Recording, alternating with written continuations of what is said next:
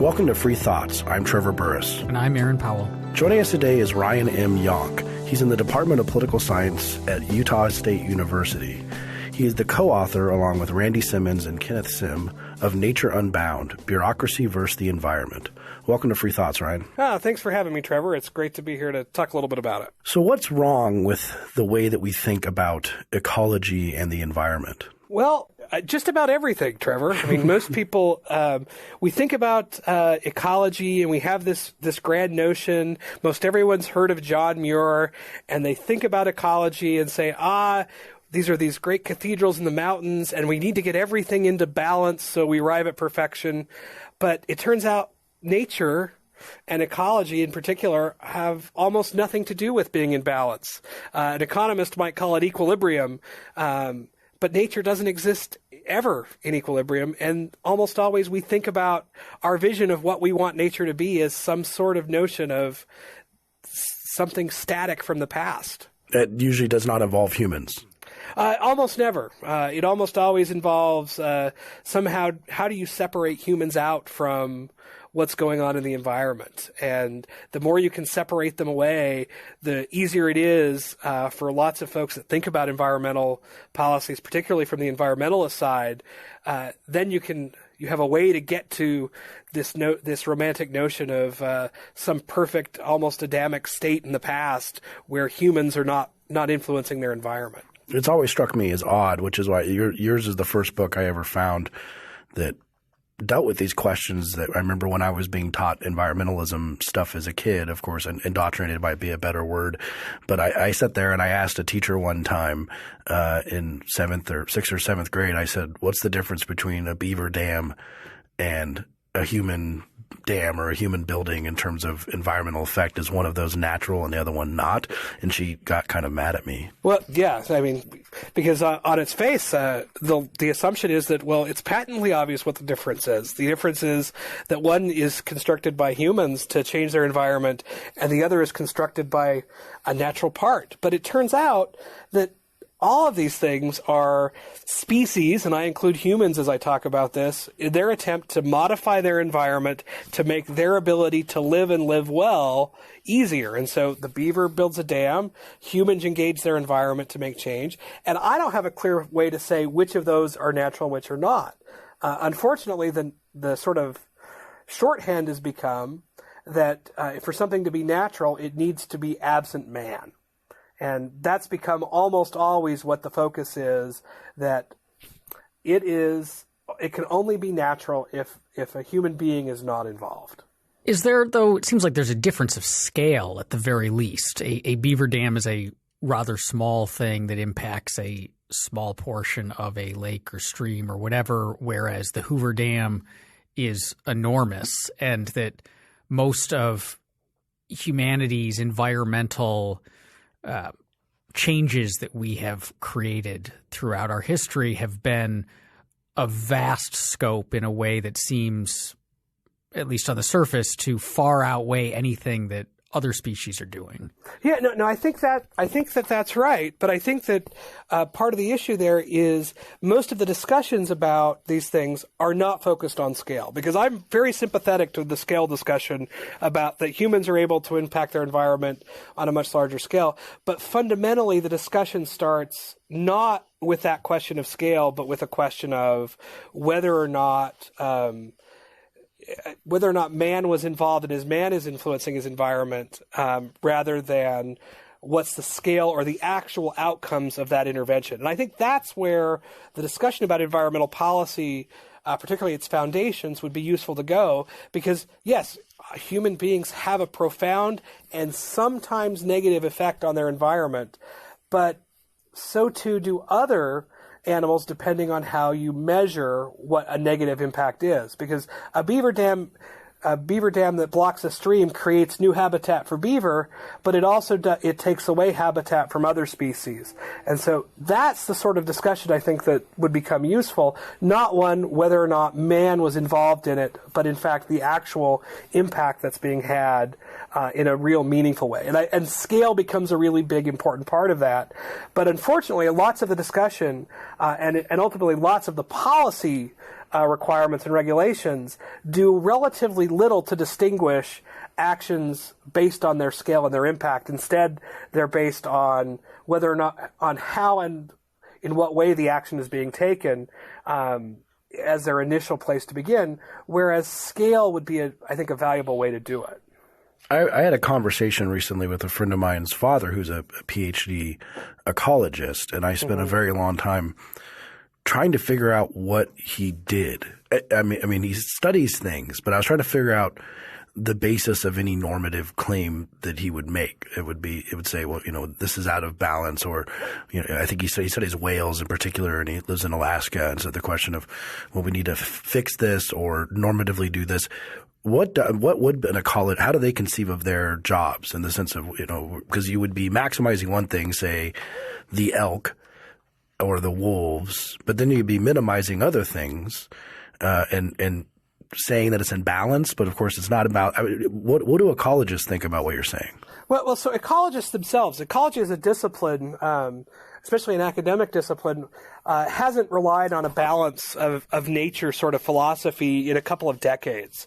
Working ecologists today, when they're doing their actual studies, and what they tend to study is environmental systems and how species interact in those systems. So if you want to get right down to sort of what it is they're studying, they've moved on much more to not a steady state sort of analysis approach, but multiple equilibria, and that there's continual evolution and flux in those systems as the way they think about it.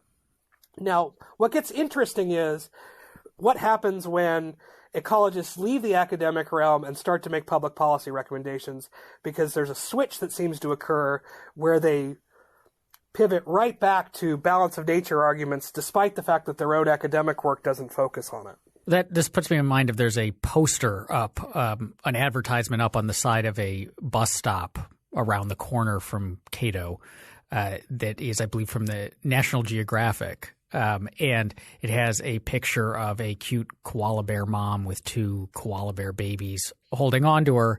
And it says only 750,000 koala bears left in the – or not 750, sorry, 350,000 koala bears left in the wild, and then has a – take a selfie with this to show that you support saving the koala bear.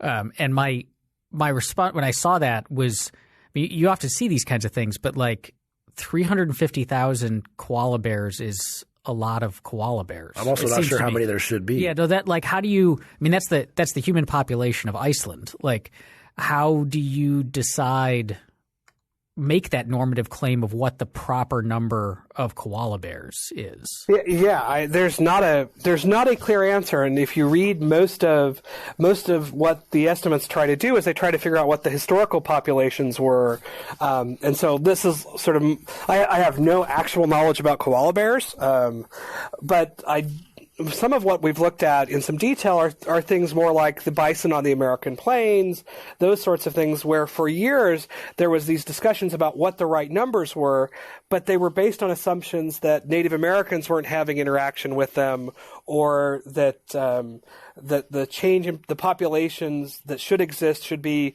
immediately before settlement or before contact, as it's often put in 1492.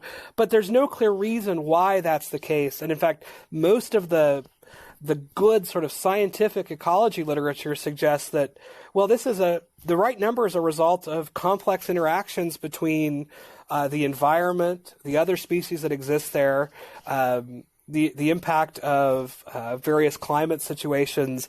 All those things play into it, and there is not a steady state or right number, but instead there are trade-offs that occur based on these changes, and that as you change one variable, the right number, so to speak, changes dynamically. Instead of it being, we should be really worried because there's only 350,000, I don't have any way of knowing if there should be 100,000 koala bears or 3.5 million koala bears. That's something that is a much more nuanced discussion. But in terms of environmental policy discussions, all that sort of gets dropped out, and there gets to be a real focus on some steady state answer where it's easy to get you to take a selfie with the koala bear because there's only 350,000 of them left, because somehow that's the right answer. In one of the lectures I've seen you give, and we've taught together a couple of times, you tell a story about Yellowstone and the regulation of Yellowstone and kind of the different eras that we have gone through and trying to decide the kind of question that we're talking about today. It could be, what is the natural state of Yellowstone, or what do we want out of Yellowstone, or is it going to be in harmony, or something like that? Can you talk a little bit about that story? Yeah. So Yellowstone is like the quintessential American national park. I mean, I grew up going there as a kid. Has a special place in certainly at least every person in the Western United States, and I suspect most every American. And there's this iconic notion about what Yellowstone is, and part of that is the bison that roam around Yellowstone and the elk. This wildlife that's been developed. But that's only the sort of most recent incarnation of wildlife management policies in Yellowstone. Because Yellowstone, as it's evolved, there have, as you said, been these eras of thinking about what it should be like. And the current one is something called natural regulation, which is simply you work your best to remove humans all the way from the system and let the system just interact together. And so what that's practically done is it's created very large numbers of bison and particularly large numbers of elk. In the 1980s, they saw the rise of those coming in, and it started to do damage to other species. So the aspens that were growing in Yellowstone were severely damaged by the elk population. But we didn't get to those decisions just based on true natural regulation, because what came before that was an active management program where they very much wanted to increase the numbers because people like to come and see them. So if you look at the information from the 50s, the 60s, and the 70s in Yellowstone, I mean, we've all probably seen the picture of the old where they used to feed bears, for example. Mm-hmm. Well, they were doing similar things with elk and bison to raise the numbers because the thought was, well, the wildlife herd amenity, that's going to draw people here, and so we're going to manage for that. Well, in the 80s, that changes. If we go back a generation before the wildlife increases, there was a focus on sort of restricting the number of animals, and so there were large-scale hunts of these animals going on. And in all these cases, the discussion was largely about what is Yellowstone supposed to look like, and it was always anchored against one sort of, for me, I call it a horrific idea, that there was some right number in the past, that if we could just get back to the right number of elk and bison before the settlers showed up and started messing with it, we would be able to get it right. And so the most recent incarnation of that is get humans all the way out. Well, it turns out humans have always been part of the ecosystem in Yellowstone, at least back to 10,000 years ago.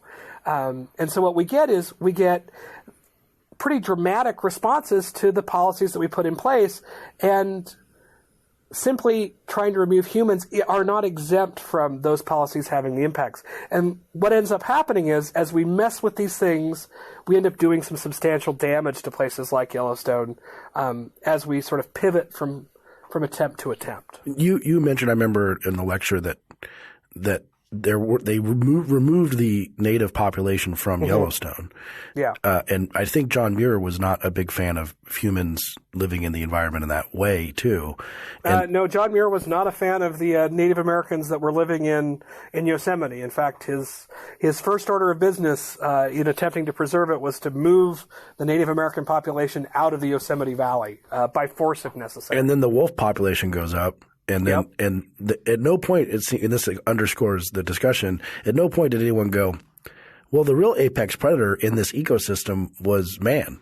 Right. That would have made sense, but they kind of thought of man as not being outside the ecosystem, and what would happen if they took the natives out. Yeah. Well, I mean, that's the fundamental, I think, issue in all of these discussions, are that as soon as you attempt to separate man from the ecosystem, that man is not a part of nature, you lose a historically important part of the environment, because I mean, it's at least 10,000 years of human history that have interacted with their environment. And beyond 10,000 years back, we have very little understanding of what environment looked like. And so we're almost always trying to target to a time when man was in fact a very important player in the environment, but we're trying to target it now by excluding man from being part of the environment. And that sets up some really problematic issues. And the apex predator in Yellowstone discussion, I think, is sort of really emblematic of that. Before we go too much further, I just wanted to ask a clarifying question. You guys, both you and Trevor now have mentioned John Muir a couple of times. Yeah. Who was he for listeners who aren't familiar with him? Well, so John Muir was sort of one of the founding fathers of the environmental movement, if you will. He was very active in California in the Yosemite Valley, was sort of even a mystic about the mountains there. And having been to Yosemite, I am always struck every time I go back that in some fundamental way, John Muir was right. And then I have to remind myself, but everything he did in response, I think, was largely not right. But he was a big advocate of the true preservation of Yosemite with the exclusion of human beings. So he was a big wilderness supporter and advocate, and he's one of the most sort of politically savvy of the early environmental movement, because the way in which he got Yosemite protected was he became convinced that if he could just get President Theodore Roosevelt out to the Yosemite Valley, Roosevelt would use his powers under the Antiquities Act to preserve it. And so Muir gets him there, and that's essentially exactly what happens. And so Muir is a big pusher for essentially government intervention to preserve these places and create wild spaces absent humans.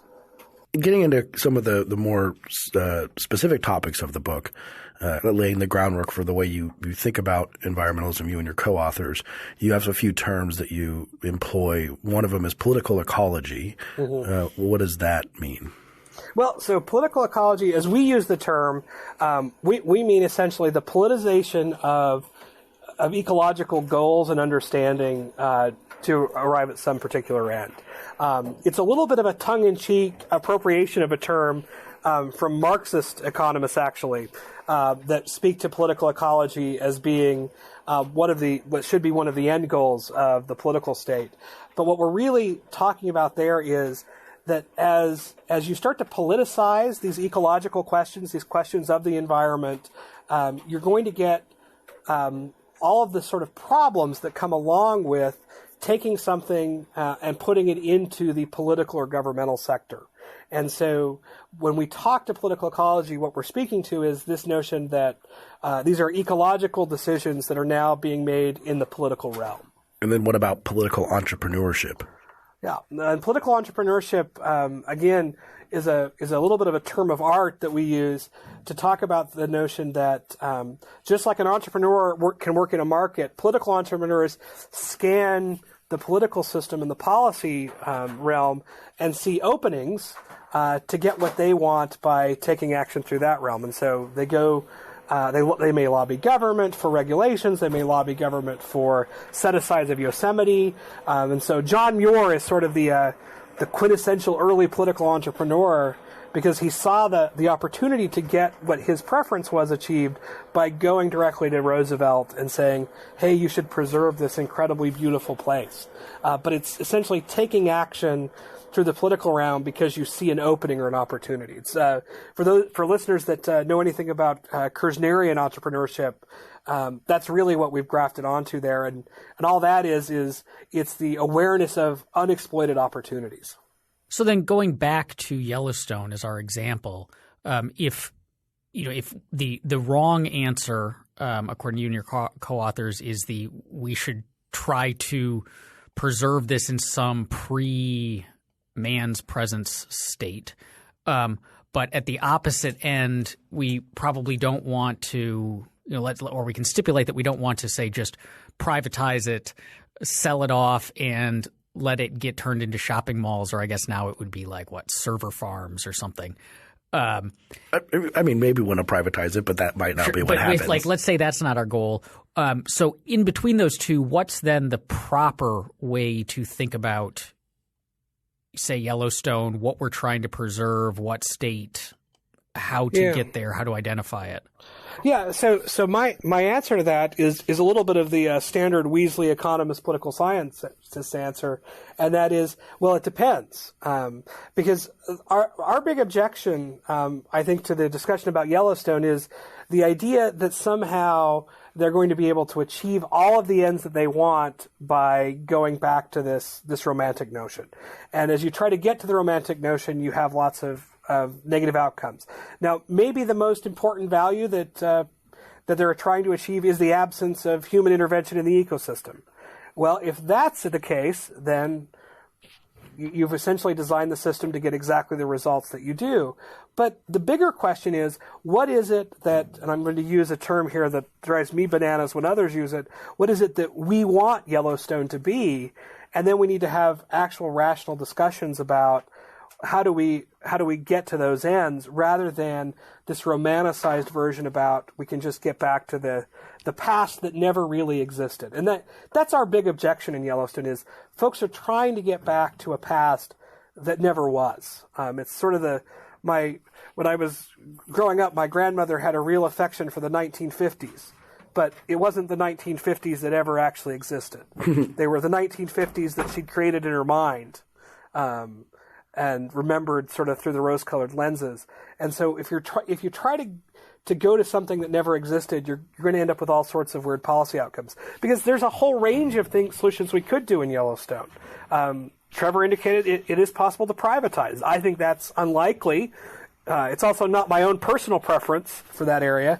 But it's this notion that somehow it's the notion that there is a single right answer that I think it becomes so problematic in these things, and it's trying to anchor that idea of a single right answer to something in the past that gives you a trump card that this is what it's supposed to be. Yeah, I think that's a really interesting point that you make throughout the book, that you could kind of say that the main thesis is that there is no scientific, and I kind of put that into scare quotes, answer to how to regulate the environment. There's just choices and trade-offs and people who want to do different things with it. If they want to have a Jeep trail, or maybe the hikers don't want any noise, but then they want a wind farm, and trying to figure out what we're going to do with these areas is fundamentally political. And then we need to realize what happens when you pass laws that allow people to game the system for their preferred use or non-use of the environment. So we can get into some of those laws that you go through, the kind of major environmental legislation pieces, which just as a general overview, when did most of these come about, whether we're talking about the Clean Water Act, Clean Air Act, things like this, and how are they animated by this folk theory of the environment, of the balance of nature theory that we've discussed? Yeah. So I think a big part of that is I think they start to come about in the 1960s. Almost all these acts, they have origins before the 1960s, but their sort of present form and their present thinking really gets solidified beginning in the 1960s, the Clean Water Act, the Clean Air Act, and then through the 1970s and then on into today. But they're sort of the major legislation comes about in the 60s, to my own mind, in sort of response to a couple of things. One of which is the social movements of the 1960s begin to create some opening for these sorts of discussions. And then simultaneously, you start to have nightly news broadcasts that are able to be picked up across the country. And so the sort of the made-for-TV environmental disaster or concern starts to move these things forward. So lots of these early acts, Clean Water Act in particular, Clean Air Act comes about sort of as a sideways result. You can trace a lot of the sort of their more rapid advancement to an oil spill off the coast of Santa Barbara that started to turn up in the nightly news in this era. And it followed on the heels of the sort of famous example of the Cuyahoga River catching on fire that began to capture people's minds. But as these sorts of things started to get out, that started to create an opening, while at the same time, folks like Rachel Carson, who is sort of the quintessential balance of nature. I wouldn't call her an ecologist, but she's writing in this area. And so she writes Silent Spring, which is sort of the quintessential book in this regard, that says, here are all the terrible things the humans are doing to the environment, and if we could just get those things out, lots of these problems would go away. And so at the same time, an opening has happened in the 60s and 70s. You have this sort of thinking starting to happen in terms of public policy. And suddenly, as these things go forward, we end up hard baking this balance of nature or steady state vision of what the environment should look like into the regulatory acts. And we have that unfortunate legacy with us today that almost all these regulations are focused on trying to get to some sort of steady state vision of what the environment looks like, whether it's the Clean Water Act or the Clean Air Act or the Endangered Species Act. But I guess to take a sympathetic view of them, I mean, there certainly was pollution and environmental... Yeah, a river caught fire. I mean, like that's insane. And environmental destruction. Oil spills are not good for the environment, no matter what theory we're laying out. And so these things, maybe that steady state was simply let's pass legislation to prevent corporations from making the environment objectively worse, as opposed to just we're making trade-offs here. Yeah, so I'm actually fairly sympathetic to that argument, with a couple of big caveats in there. In part because, despite the fact that the Cuyahoga River caught fire, most of the reliable evidence about the water pollution in the Cuyahoga River suggests that the period in which it caught fire was one of the cleanest periods in the river up to that point. And they'd actually been fairly substantial state and local action that had been taken that had started to make progress here. And at the same time, you had part of the reason why we knew about the Santa Barbara spill is that that had become more rare. And so you'd seen lots of action for environmental improvement. And so as that's going on, and then you graft over this a steady state notion, I'm not opposed to environmental regulation. I actually think there's some good that can be done with it if it's crafted relatively well, is fairly simple, and doesn't fall into many of the traps that regulation does. But it captures a moment of thinking that creates this hard anchor about what we're going to do rather than allowing for more innovative solutions. So one of the great examples of this is in the 90s, they updated the Clean Air Act to allow for something other than the sort of the hard steady state. So they allowed for some emissions trading to go on. And what that created was an opportunity not to simply say everybody has to reduce and not emit above X level. Instead, what it does is says we have a concern about air pollution, and we want to engage this in a more creative way to say, hey, there may be times when some amount of air pollution above whatever we think the magic number is appropriate, but we want to figure out how to bring down the overall to get there. And so it starts to, if you think about these things in ways other than a balance of nature that you have to get back to, then you can start to say, what's the measurable improvement that we can make and how do we get there? And then that becomes a discussion around how do you craft public policy and what it should look like, rather than a discussion about we have violated some, I'm going to call it mystical, correct state, and we have to get back to it. Instead, we can talk about what are the marginal improvements we can make in order to make the world better. And here's where sort of my hard assumption comes in for the people that live in it.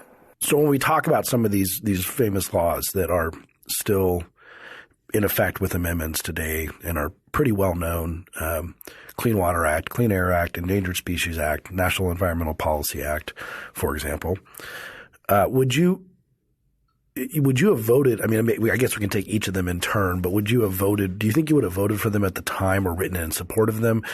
Or because maybe one thing we didn't foresee was kind of the level of gamesmanship and abuse that these laws could be put to, especially when you have political entrepreneurs like the National Resources Defense Council suing all the time to, like, do you think you would have voted for them at the time? So I mean, that's a tough counterfactual for a critic of these things to to try to address. Let me take it on sort of in this way. I think during that era there was a political appetite and a recognition that something should be done with regard to the environment that was already bubbling up in society at large. And so while I'm not going to let you pin me down to say what I voted for against sort of the individual acts. I simply don't know. It's not a counterfactual I'm understandable jumping into.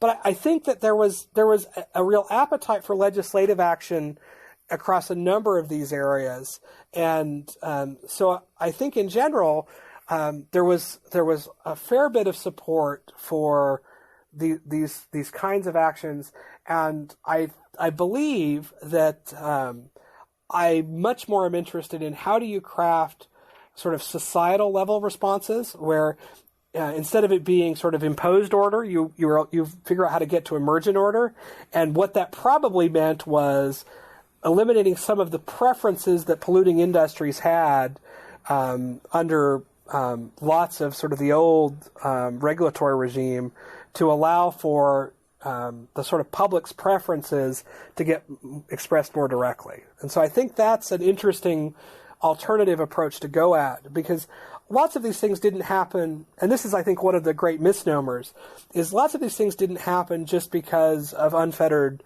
sort of market forces. Some of the excesses did, but lots of them happened because industry was able to capture even the pre-existing regulatory state or prevent any sort of looking at them or regulation because of their ability to capture the political system in order to get preferential treatment. And we still see lots of this today. I mean, the whole fight over renewable energy is essentially a fight between two sets of rent seekers over who's going to win.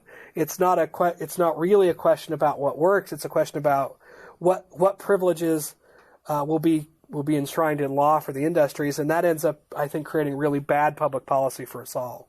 So that brings up something where most of the examples you've been giving right now, you criticize, say, the Clean Water Act, the Clean Air Act, as being, in a sense, because of this, a set state, that they're in a sense overly restrictive, that they lock us into a certain way of operating and don't give us the flexibility. But we've also mentioned ways that they've been abused, or mentioned that they have been abused. Can you tell some of the ways that these laws get abused by various actors? Throughout the Clean Air Act, for example.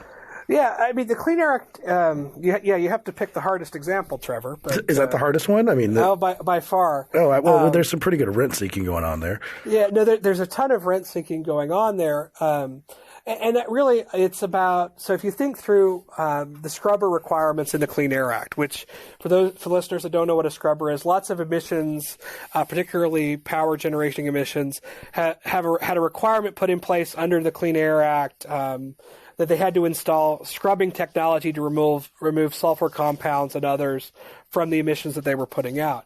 And so the Clean Air Act, as it was finally promulgated, the most recent large-scale incarnation of it, ended up requiring these sorts of scrubbers.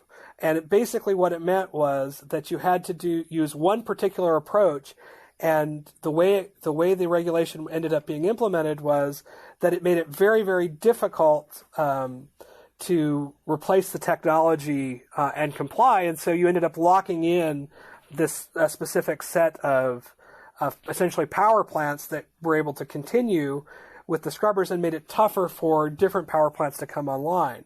Now, I think the more sort of abusive example is NEPA, because NEPA is that's a National Environmental Policy Act. That NEPA is been heavily used, especially by the environmental community, because it's not actually an Environmental Protection Act, and that is the greatest misnomer about NEPA. Almost everyone who talks about it that doesn't have a lot of sort of specific issue area knowledge refers to it as the National Environmental Protection Act. But it's not that. It's the policy act that lays out the procedures that have to be done in order to take actions that could adversely affect the environment. And so what's happened with NEPA is because it's a procedural act, it's become the central focus of almost all litigation. If you look at the litigation that's gone on, most of the litigation about environmental questions on public lands or these things, they almost always start with an appeal to NEPA. Because as NEPA governs the process, if you can show a NEPA violation, you can shut down the whole sort of overall process. And it became a way in which that you could have a procedural fight in order to get to the end you wanted if you were an environmental group. How does this work? Like just in terms of more like a hypothetical or a real situation. So someone wants to do X, and then what happens? How do they try and shut this down or gum it up? Sure. So one of the sort of prime examples of NEPA fights that have developed are over the siting of roadways in areas that have not previously had them, especially on federal lands. And so to put a roadway in either for recreation use or for accessing resources, you have to undertake a NEPA study. And the goal of a NEPA study is to determine the environmental impact. And what NEPA does is it lays out the specific processes that have to be done in order to arrive at a determination. And those include everything from the sort of review that needs to be done by scientists working in these places, the public comment requirements, and sort of how the process has to go to get to the decision making.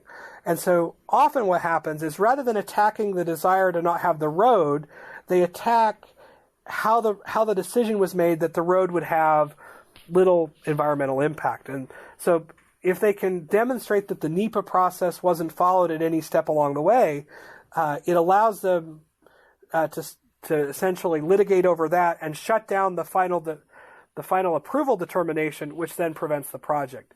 And one of the things that's happened is there's been a whole sort of cottage industry that's developed on both sides to engage the NEPA process to say whether or not the sort of procedural requirements have been met. And if they're not met, it's an opening. And in fact, places like the Natural Resources Defense Council, Wild Earth Guardians, litigate substantially over questions of NEPA.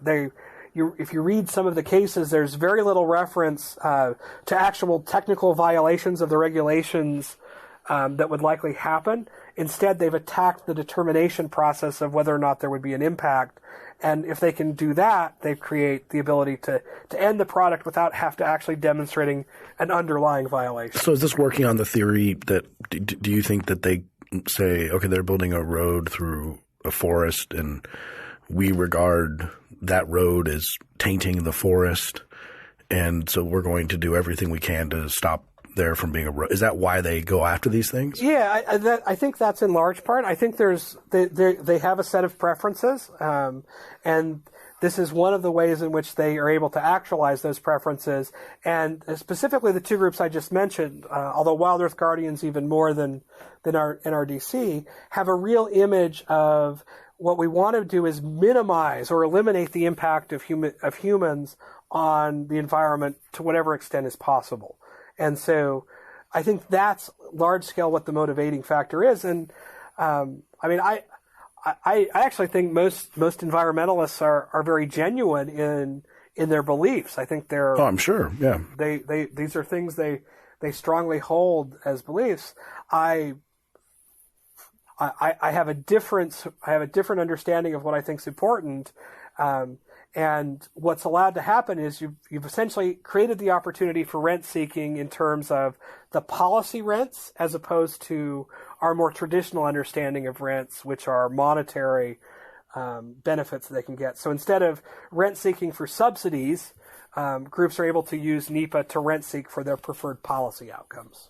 How do we then begin to push back against this if it's such a ideologically driven, that we can't say like, look, you'll be, like in a lot of policy areas, you can say, look, the policies that you're pushing for aren't going to work as well, or they're going to, you could become wealthier if you did it this way.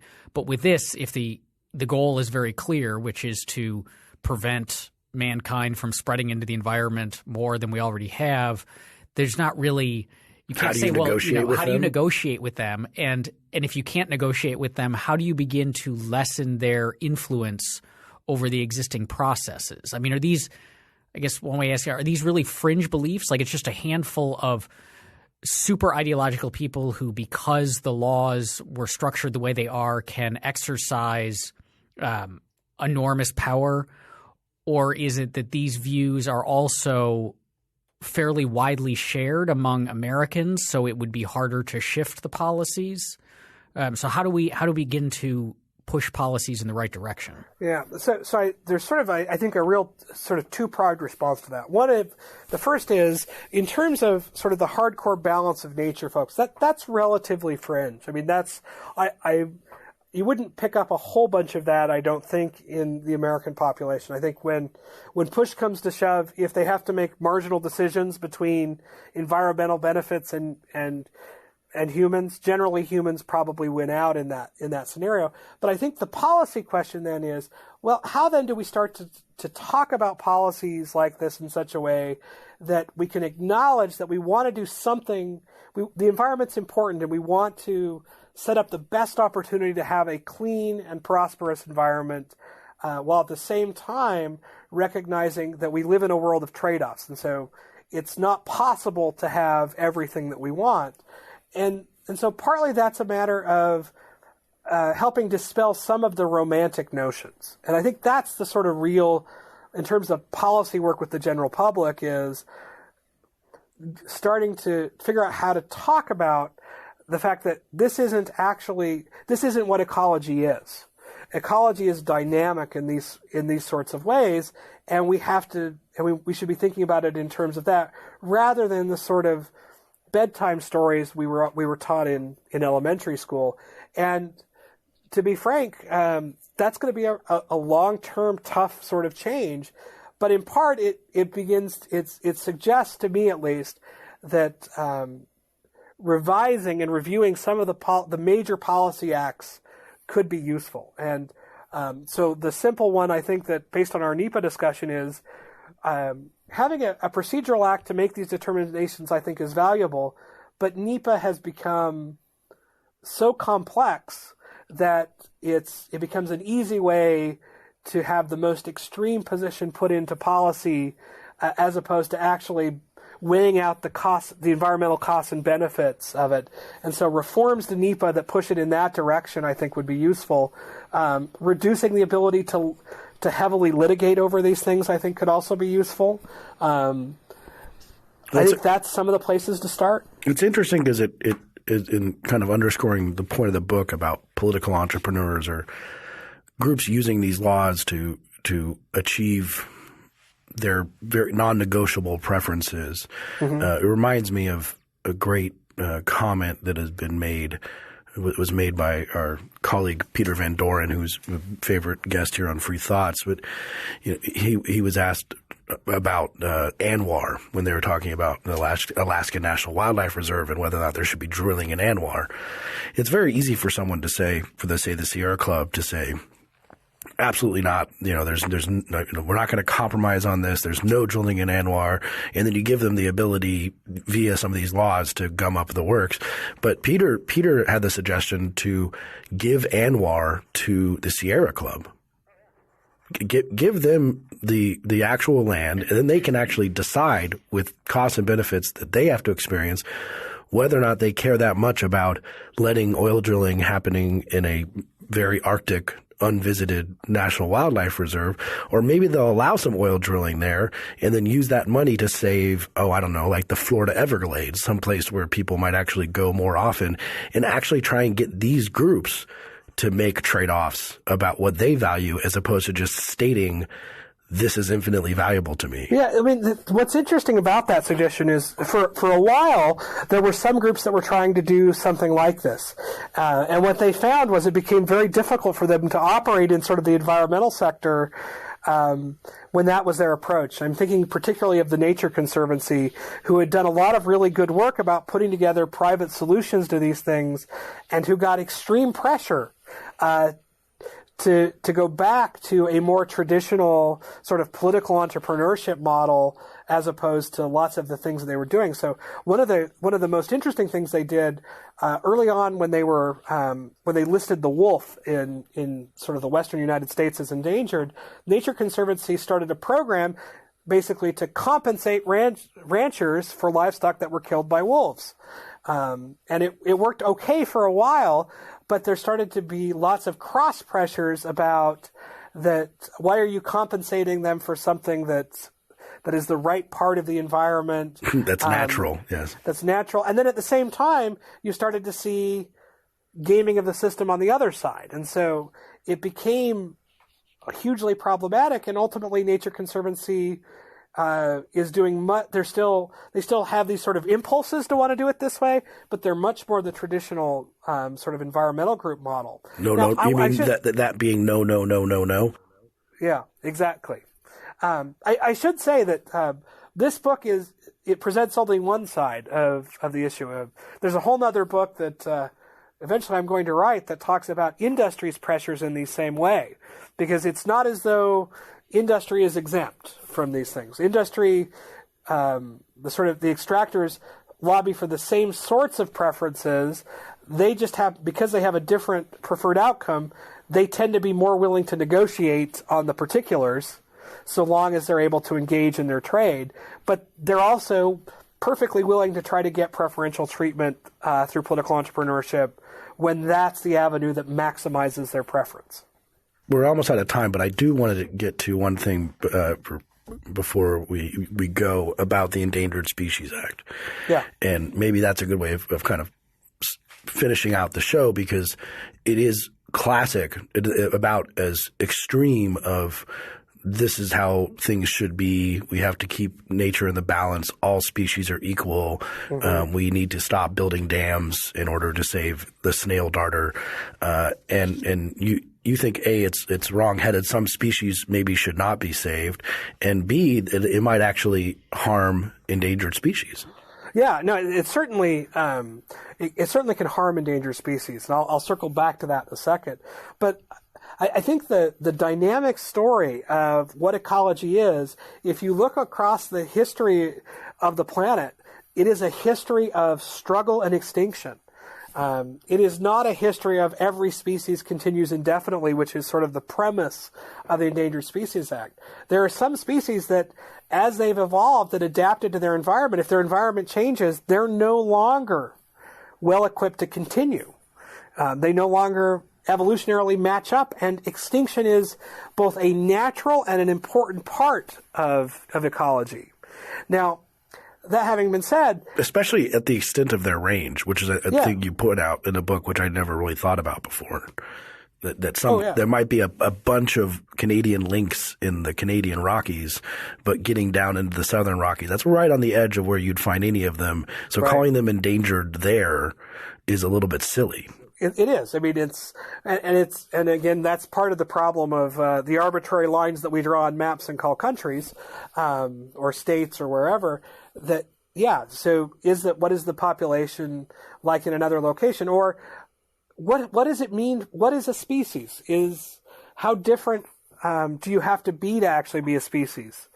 Does simple local adaptation to a particular place mean that you're an entirely new species? Well, those are tougher questions to answer. But lots of these things, species have gone extinct for the entire history that there's been plant and animal life on the earth, and they will continue to go extinct forever. The bigger question is, are we doing things that could irrevocably harm sort of the cores? And we don't know that. The answer can't be every species has to be protected. Probably some should.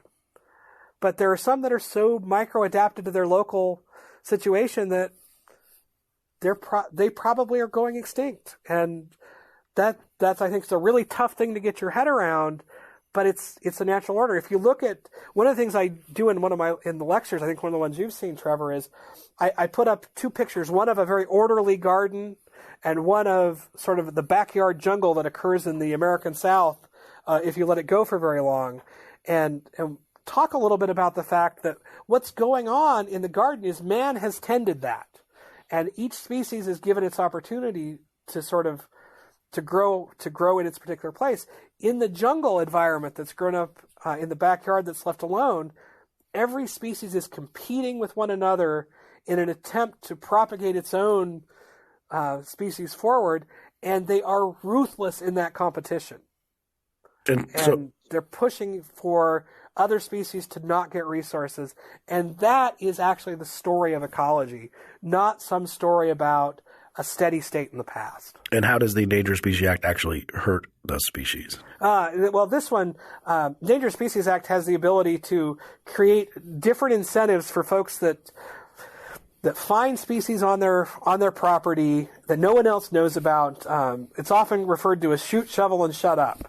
That if you find an endangered species, you shoot it, you bury it, and then you never talk about it because of the restrictions and the problems that can come from having that species on your land and the heavy regulatory restrictions that come into place. The term really evolved from a bunch of ranchers in the West as their solution to the endangered species problem on their lands. And as a corollary to that, what you often see happening is even if you don't have species, but you could that are endangered on your property, you engage in preemptive habitat destruction to prevent them from ever getting there so that you don't fall under it. And it creates these perverse incentives that do a lot of damage. So just sort of wrapping up what we've been discussing, and some of these we've already touched on, but what do we do, or maybe how do we have to start thinking about these things if we're going to do a better job of both protecting the environment and allowing for different interests to use it? Yeah, so I think that the primary thing is figuring out how to shift the discussion from the world of absolutes and a focus on the balance of nature to a discussion about the relative costs and benefits of these actions, I think is sort of the paramount thing to start to do. And doing that is very, very difficult. But in the sort of shorter run, reviewing these sorts of policies and making it explicit that the questions that we want to ask here are what are the impacts of what's going on, not whether or not they are changing it from some mythical state in the past. And so shifting from a discussion about a sort of retroactive comparison to a belief about it was to a discussion about what are the current impacts of what we're doing would improve sort of the implementation of these acts and allow us to really have a discussion that I think could move forward both the environmental goals and at the same time let us have a rational sort of basis for thinking about what the impacts of those regulations are. Thanks for listening. This episode of Free Thoughts was produced by Tess Terrible and Evan Banks. To learn more, visit us at www.libertarianism.org.